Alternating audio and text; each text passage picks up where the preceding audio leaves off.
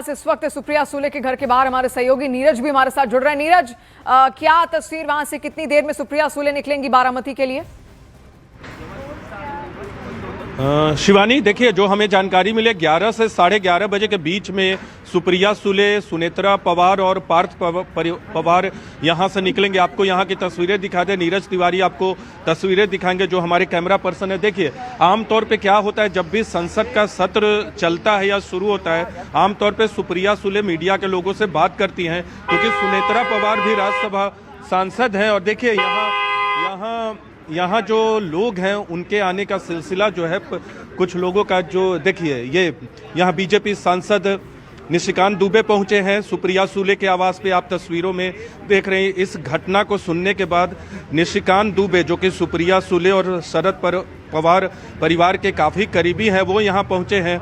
और क्योंकि तमाम लोग यहाँ, संसद का सत्र शुरू होने वाला है और यहाँ जो है तस्वीरें, पीछे की तस्वीरें दिखाइए, यहाँ जो है तमाम लोगों के आने का सिलसिला अब शुरू होगा। निशिकांत दुबे को आपने देखा और गाड़ियाँ जो है वो लगी हुई हैं। सुप्रिया सूले, सुनेत्रा पवार और पार्थ परिवार की गाड़ियां यहां लगी हुई हैं। और अभी निशिकांत दुबे, जो बीजेपी सांसद हैं और बहुत करीबी हैं, पवार परिवार के बहुत ही करीबी हैं, सुप्रिया सूले के करीबी हैं, वो यहां पहुंचे हैं। और यहां से जो हमें जानकारी दी गई है शिवानी, 11 से 11:30 के बीच में यहां से रवाना होंगे तीनों लोग, पार्थ पवार, सुप्रिया सूले, सुनेत्रा पवार। यहीं बाकी जो एनसीपी के नेता हैं, सांसद हैं, वो भी दिल्ली में आज मौजूद है, क्योंकि संसद का बजट सत्र शुरू होने वाला है और उस सत्र के लिए तमाम नेता यहाँ मौजूद पहले से थे। तो अब से थोड़ी देर बाद यहाँ लोगों के आने का सिलसिला भी शुरू होगा। लेकिन हमें जो बताया गया 10 से 10:30 के बीच में यहाँ से परिवार के लोग महाराष्ट्र के लिए, यहाँ पर हम दिखा रहे हैं, देखिए उस वक्त की तस्वीर जब घायलों को निकाल कर तुरंत एम्बुलेंस में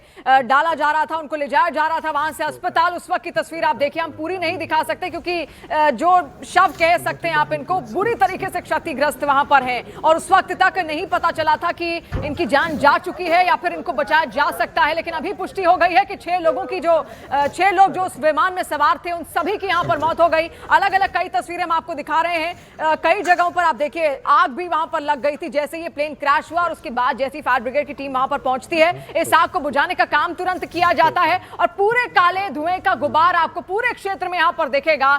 गमगीन कर देने वाली खबर उन लोगों के लिए, अजीत पवार के समर्थकों के लिए, अजीत पवार के परिवार के लिए, ये बेहद दुखदाई पल उन सब के लिए यहां पर है। और महाराष्ट्र में अच्छी खासी पहचान रखते थे अजीत पवार और शरद पवार के भतीजे भी वो यहां पर हैं। ऐसे में सुप्रिया सूले, उनकी जो पत्नी है सुनेत्रा पवार, वो भी अब रवाना हो चुकी हैं और हमारे सहयोगी लगातार नीरज भी यहां पर हमारे साथ जुड़े हुए थे। नीरज, अपनी डिटेल्स आप यहां पर बताइए। आपने कहा कि 11 साढ़े 11 के आसपास सुनेत्रा पवार और सुप्रिया सूले दोनों ही यहां पर साथ निकलेंगी। देखिए, बिल्कुल अब से थोड़ी देर बाद यहाँ से निकलने वाले हैं। लेकिन लगातार जो सुप्रिया सूले के पारिवारिक मित्र हैं, अलग अलग दलों के लोग हैं, उनके आने का सिलसिला जो है वो शुरू हो गया। अब से थोड़ी देर पहले निशिकांत दुबे पहुंचे थे, 2 और लोग यहाँ पहुंचे हैं उनके परिवार के लोगों से मिलने। इस दुखद घटना के सुनने के बाद सुप्रिया सूले अंदर मौजूद हैं, सुनेत्रा पवार मौजूद है, क्योंकि संसद का बजट सत्र आज से शुरू होने वाला था, वो यहाँ मौजूद थी, पार्थ परिवार यहाँ मौजूद हैं। लेकिन आज सुबह ये दुखद घटना सामने आती है और आपको तस्वीरें दिखाएं। नीरज तिवारी से अनुरोध करेंगे दूसरी तरफ से, नीरज जी उधर से तस्वीरें दिखाएं। ये आपको अंदर से जहां गाड़ियां लगी हुई हैं वो तस्वीरें आपको दिखा दे। अब से थोड़ी देर के बाद ही यहां से रवाना होंगे। हम दिखाने की कोशिश करते हैं, यहां से आपको दिखाने की कोशिश करते हैं। गाड़ियां लगी हुई हैं क्योंकि हमें जो वक्त बताया गया है 11 से 11:30 के बीच का फ्लाइट है और 10 से 10:30 के बीच यहाँ से ये लोग रवाना होंगे। हमने पहले भी बताया कि आमतौर पे जब भी संसद का सत्र शुरू होता था तो इस वक्त सुप्रिया सूले मीडिया के लोगों से बात करती थी। मैं भी अक्सर यहाँ मौजूद रहता हूँ आमतौर पे संसद के सत्र के दौरान। लेकिन आज ये दुखद घटना सामने आई और ये देखिए धीरे धीरे अब से थोड़ी देर पहले निशिकांत दुबे पहुँचे, दूसरे नेता भी पहुँचे हैं मिलने के लिए परिवार के लोगों से। जब उन्हें पता चला कि सुप्रिया सूले भी यहीं मौजूद है, इस दुखद घटना के सामने आने के बाद तमाम लोगों के यहाँ पहुँचने का सिलसिला जारी हो गया है। और भी कुछ जो एनसीपी के लोग हैं वो यहाँ आपसे थोड़ी देर के बाद पहुँचेंगे। लेकिन 10 से 10:30 के बीच हमें जो बताया गया है, यहाँ से सुप्रिया सूले, सुनेत्रा पवार और पार्थ परिवार यहाँ से रवाना होंगे। जी, बेशक बहुत भारी पल है इस वक्त पूरे परिवार के लिए।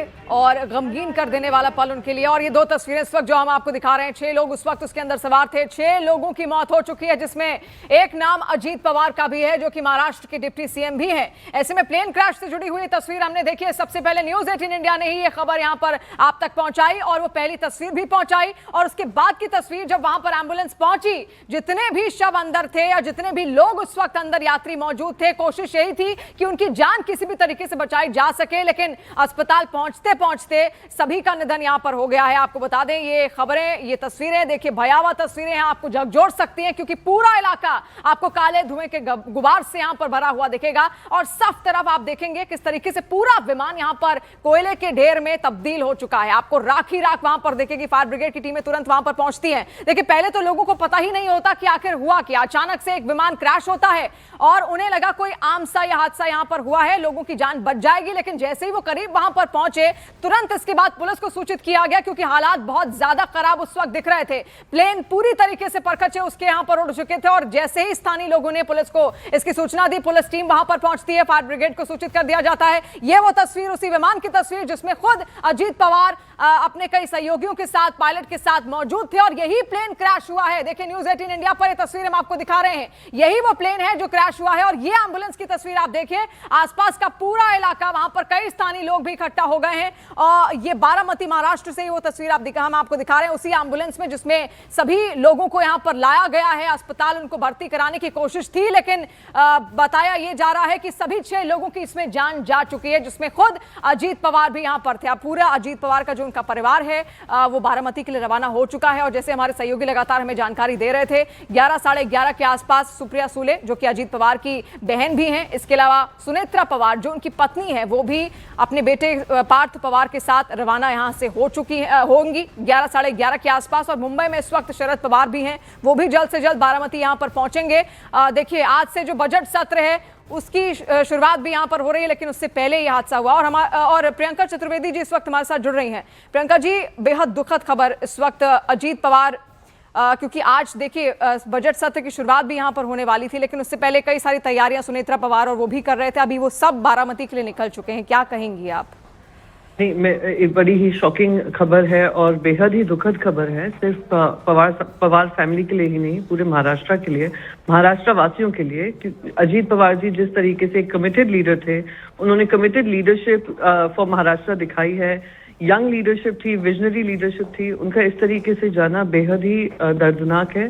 मैं उनके पूरे परिवार को, खास करके पवार साहब को, क्योंकि वो उनको अपने पुत्र के समान मानते थे, उनको अपनी संवेदनाएं व्यक्त करना चाहूंगी। सुप्रिया जी, सुनेत्रा जी, जय और पार्थ, सभी को, और खास करके बारामती के सारे जिनको वो अपना परिवार मानते थे, सभी लोगों को मैं अपनी संवेदनाएं व्यक्त करना चाहूंगी। उनका इस तरीके से जाना बहुत ही दुखदायी है और महाराष्ट्र के लिए एक बहुत ही गंभीर, महाराष्ट्र के लिए एक लॉस है। जी प्रियंका जी, बेहद जिस तरीके से आपने यहाँ पर जिक्र भी किया, एक ऊर्जावान नेता थे, युवा नेता थे, और ऐसे में जो काम उन्होंने यहाँ पर किया है, अब हर किसी को यहाँ पर याद आएगा ही आएगा। खासतौर पर बारामती के लिए जो काम उनकी ओर से किया गया। बारामती, देखिए, एक एक बच्चा वहाँ का उनको जानता था, उनके नाम से उनको जानता था। ग्रामीण क्षेत्रों में भी बहुत अच्छी पहचान वो रखते थे, अपनी उनकी जड़ें बहुत ज्यादा यहाँ पर मजबूत थी। लेकिन पूरे बारामती के लिए, पूरे जो पवार परिवार है उसके लिए, और खासतौर पर महाराष्ट्र के लिए भी एक बहुत बड़ा शौक है। बिल्कुल, जिस तरीके से वो अपनी जिम्मेदारी संभालते थे, जिम्मेदारियों का निवारण करते थे, वो सभी उनकी प्रशंसा करते थे। उनका सेंस ऑफ कमिटमेंट, सवेरे 6 बजे से वो काम पे लगते थे, रात तक काम करते रहते थे। ये उनका कमिटमेंट दर्शाता था अपने काम के प्रति और महाराष्ट्र के प्रति। तो ये दुखद खबर है और महाराष्ट्र के लिए तो ये बहुत, मैं कहती हूँ, it's a big loss for Maharashtra. Priyanka ji, कुछ आखिरी शब्द आप उनके परिवार के लिए कहना चाहेंगे? नहीं, मैं से मिली हुई हूँ, मुझे उनके साथ काम करने का मौका मिला है। सुप्रिया जी खास करके, क्योंकि वो मेरी मित्र हैं और सुप्रिया जी उनसे बहुत ही करीब थी, तो उनके लिए तो एक शॉकिंग खबर होगी। And I just wish them all the strength to recover from this loss. शुक्रिया आपका प्रियंका जी हमारे साथ जुड़ने के लिए। और ये जो तस्वीरें सामने आ रही हैं, बेहद ही भयावह दुखद तस्वीरें हैं। और फिलहाल न्यूज़ 18 इंडिया पर एक्सक्लूसिवली प्लेन क्रैश की ये तस्वीरें आप देख रहे हैं। ये वो प्लेन क्रैश जिसमें अजीत पवार, महाराष्ट्र के डिप्टी सीएम सवार थे। प्लेन में सवार सभी 6 लोगों की मौत हो चुकी है। तो तस्वीरें आप यहाँ पर देखिए, अजीत पवार का निधन भी हुआ है। यहाँ पर आपको बता दें, यही वो प्लेन था, यही वो क्षेत्र था जहाँ पर अचानक से जो प्लेन है वो क्रैश हुआ और ये बड़ा हादसा यहाँ पर हुआ है। और हमारे साथ महाराष्ट्र के पूर्व सीएम अशोक चव्हाण जी जुड़ रहे हैं। सर, क्या कहेंगे आप? बेहद दुखद खबर पूरे महाराष्ट्र के लिए, पूरे पवार परिवार के लिए। बहुत दुख भरी खबर है और ये बड़ा धक्कादायक है। बहुत हमें तो बड़ा आश्चर्य हुआ और बड़ी शॉकिंग न्यूज है। कभी सोचा भी नहीं था कि अचानक ऐसा कुछ हो जाएगा। और इसलिए मेरी नांदेड़ में वो आए थे, हिंद की चादर धोने के लिए उनसे पिछली मुलाकात भी हुई। अच्छा मौका था कि दोनों साथ में रहे और ये आज अचानक इतना खुशी है। तो बहुत बड़ा महाराष्ट्र के राजनीति में ही नहीं, व्यक्तिगत तौर पे भी हम बहुत दुखी है। हम दोनों साथ में काम कर चुके हैं।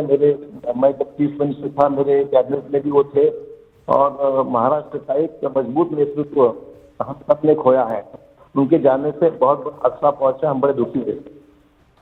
निश्चित तौर पे अशोक जी, और चूंकि वो डिप्टी सीएम का पद संभाल रहे थे, ऐसे में महाराष्ट्र सरकार को भी क्षति।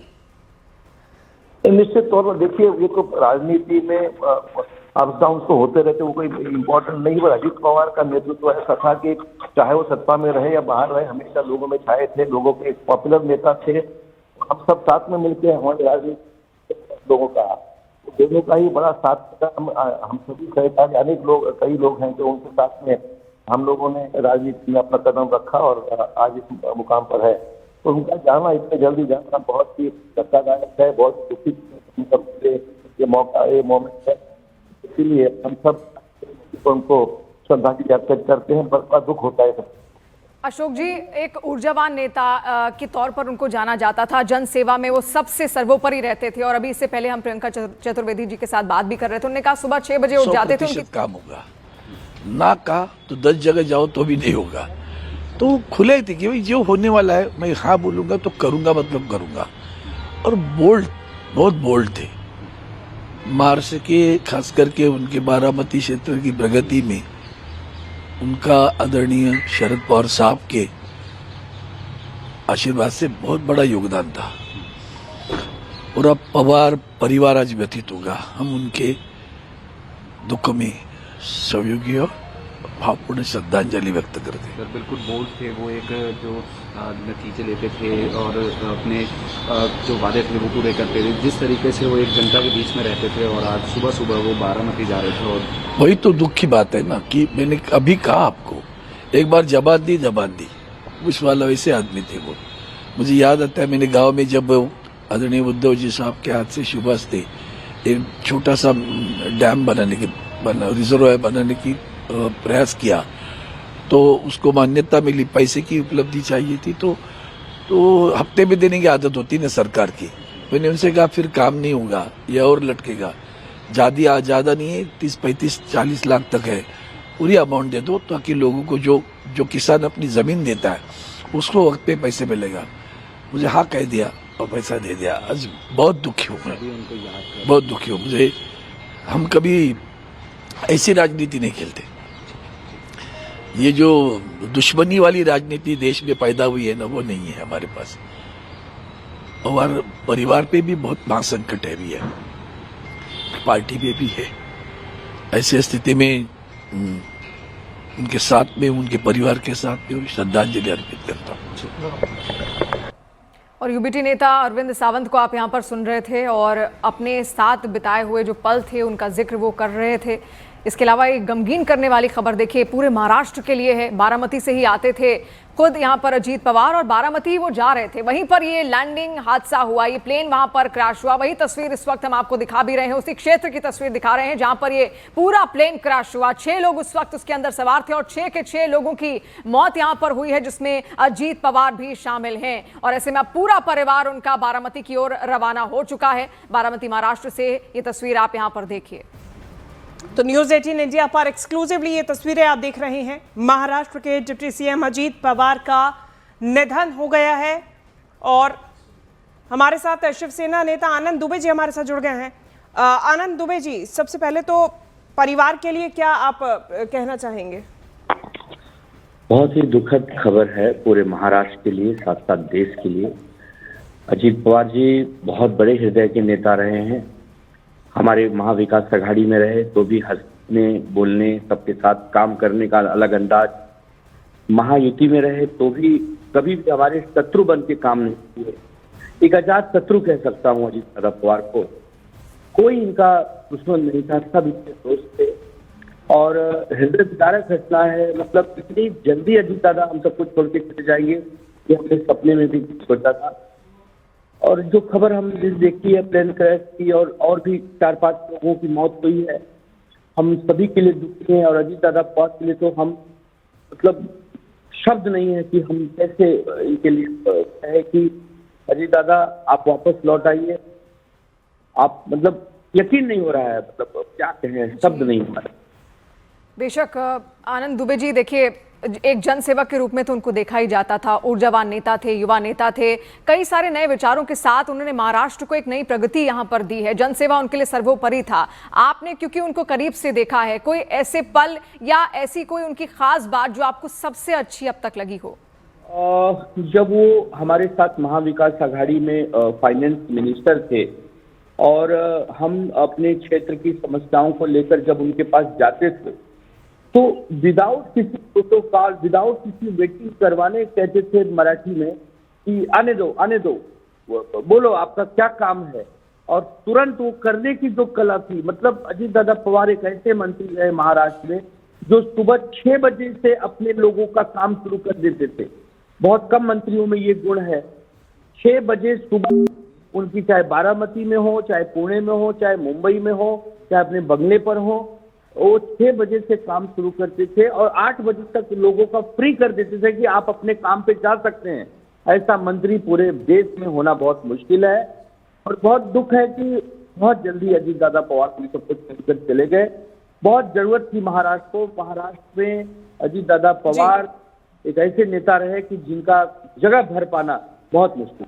बहुत शुक्रिया आनंद जी हमारे साथ जुड़ने के लिए। कांग्रेस नेता अतुल नौधे जी भी हमारे साथ जुड़ गए हैं।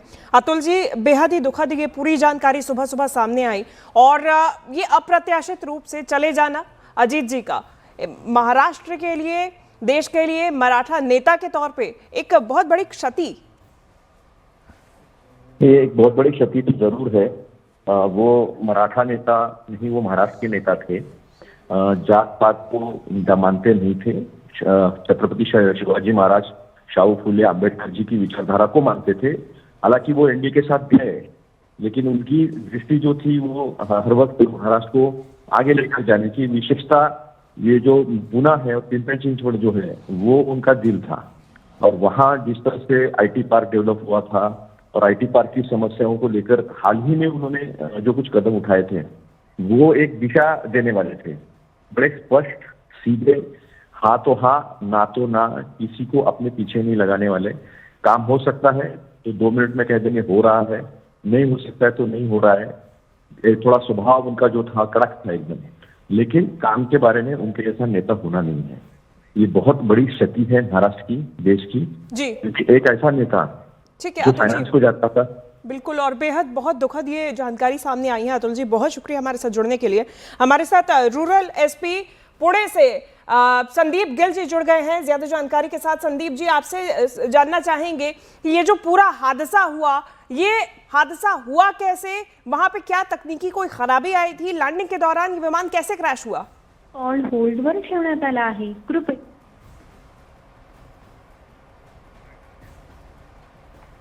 ये तस्वीरें इस वक्त आप देखिए, बारामती से तस्वीरें हम आपको दिखा रहे हैं। फायर ब्रिगेड की टीमें जब वहां पर पहुंची थी और आग को बुझाने का काम किया जा रहा था, वहां पर एक एक चीज को खंगाला जा रहा है। पता लगाने की यही कोशिश है क्या वजह थी लैंडिंग के दौरान। आप देखिए कुछ लोग आपको वहां पर रोते बिलखते भी यहां दिखेंगे, क्योंकि अजीत पवार महाराष्ट्र का एक बहुत बड़ा चेहरा थे, एक बहुत बड़ा नाम थे। लोग उनको जानते थे, उनके काम को समझते थे, उनको बहुत ढेर सारा प्यार भी वहां पर लोगों ने दिया है। और गांव गांव का बच्चा बच्चा तक उनके चेहरे को पहचानता था, उनको जानता था, बारीकी से उनके काम को समझता यहां पर था। और ऐसे में आप देखिए बारामती, वही क्षेत्र जहां से खुद अजीत पवार आते थे, जब वहां के लोगों को यह बात पता चली तो वो सभी गम से यहां पर भर गए हैं। और देखिए वहां लोग पहुंचे भी, उसी क्षेत्र में पहुंचे जहां पर ये पूरा प्लेन क्रैश हुआ। कई तस्वीरें हमने आपको दिखाई और ये तस्वीर भी अब आप देखिए वहां पर इस वक्त बारामती महाराष्ट्र से जहां प्लेन क्रैश हुआ है वहां किस तरीके के हालात है। और संदीप गिल जी हमारे साथ एसपी रूरल जुड़े हुए हैं। शिवानी।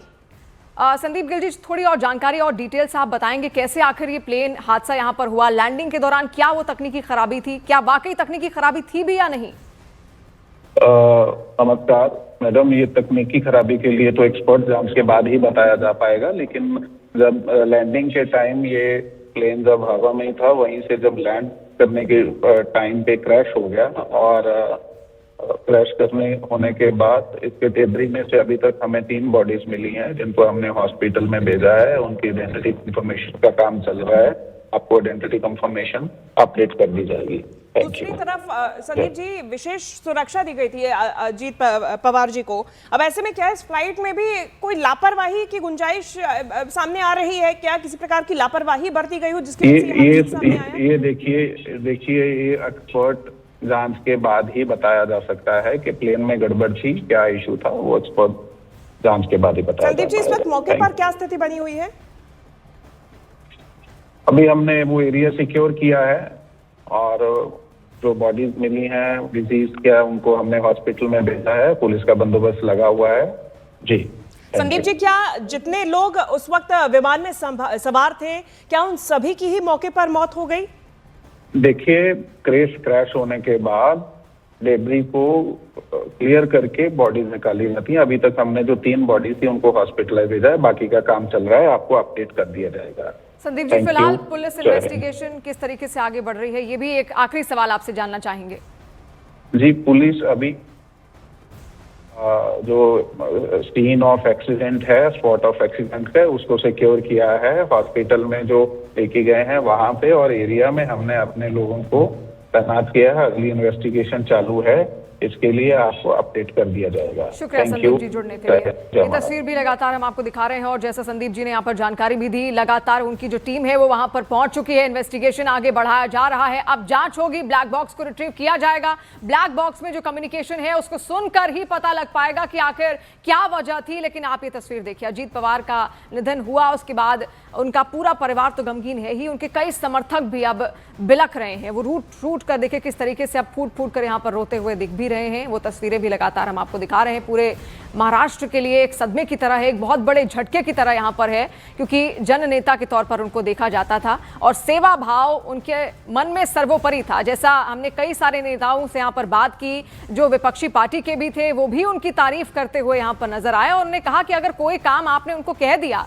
वो सुबह 6 बजे उठकर भी उस काम को पूरा करते थे। कभी भी उनके मन में ये भावना नहीं रही कि मैं आज आराम कर सकता हूँ। कोई भी काम उनको दिया जाए, कोई भी असाइनमेंट उनको दिया जाए, कोई भी उनसे मिलने आए तो मुलाकात करते थे, उनकी भावनाओं को समझते थे, उनकी समस्याओं को सुनते थे और फिर उसका निर्वहन भी वो यहाँ पर करते थे।